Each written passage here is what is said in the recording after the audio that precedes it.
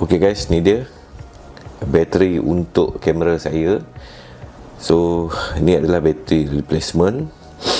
Kalau nak beli yang original harga agak mahal, dekat 200 lebih ataupun 300. Lepas tu pula ada yang OEM, kita tak tahu mana satu yang original ataupun tidak.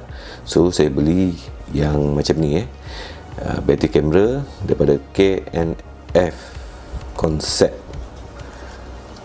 Ok, ni kotak dia, nampak solid juga kotak dia. Jadi bateri ni model LPE17 USB-C battery. Color dia white and grey. Kemudian sini ada tulis multiple protection, long lasting battery life dan quick charge. Ok, belakang ni ada tulis dia punya caution. Lepas tu ada tulis 1 year warranty dan kilang pembuat lah di Shenzhen Zhou ER Photographic Equipment. Ok, jom kita buka. Ok, korang lihat sini dia seal box Sebenarnya produk K&F ni banyak juga saya pakai. Contohnya macam ni, apa ni, filter tu kan, memang saya pakai produk K&F. ok, quality not bad.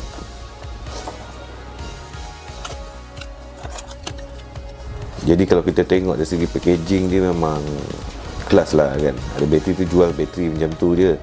Macam ni nampak siap kotak lagi. Lepas tu ada ni apa benda ni. Kita tengok lah apa dia Yang ni ada tentulah bateri. Tengok bateri warna putih, lepas tu grey. Di sini ada port USB-C, input nampak dia tulis. Ini bahagian atas, ini dia punya terminal. Kemudian kita lihat di sini K&F Concept model LPE17 lithium ion 7.4 volt 1040 mAh, 7.7 watt hour. Battery pack, battery spec.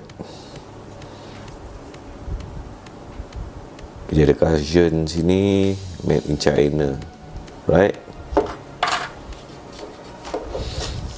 Rupanya dia ada bagi sekali USB-C punya kabel untuk charging. Dia punya kabel pun high quality kalau lihat kat sini, USB-A to USB-C. Tak perlu kot kita nak buka, sebab kita boleh guna smartphone punya charger je sebenarnya. Ok, kita tengok lagi apa yang ada dalam kotak ni. Ada instruction ada dokumen. Ni warranty card, ni kamera battery instruction, dan yang ni dokumen macam dokumen keselamatan lah nampak ni ada warning. Ok, so jom kita pasang pada kamera.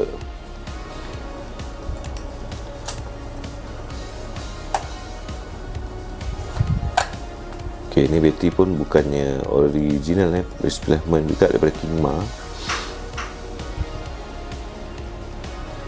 Ok lah, not bad.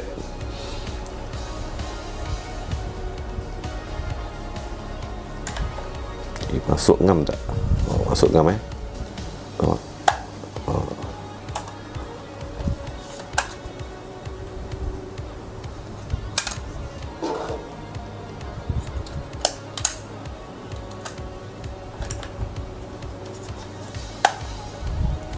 Ok, sekarang kita tengok berapakah dia punya bateri ni dah habis ke berapa persen ke. Memang tak tunjuk persen kita akan tengoklah indikator bateri kat dalam kamera ni. Full ok, tak apa, saya akan try guna dan kita tengok macam mana dia punya ketahanan dia. Kalau ok, boleh belilah daripada kita beli bateri original yang mahal-mahal tu, baik kita beli bateri macam ni. Nak charge pun senang nak charge pun senang. Nak charge, kita just tanggal bateri ni kalau dah habis. Lepas tu korang cari je smartphone charger USB type C, just charge. Lebih lagi kalau korang ada kabel yang dua macam ni.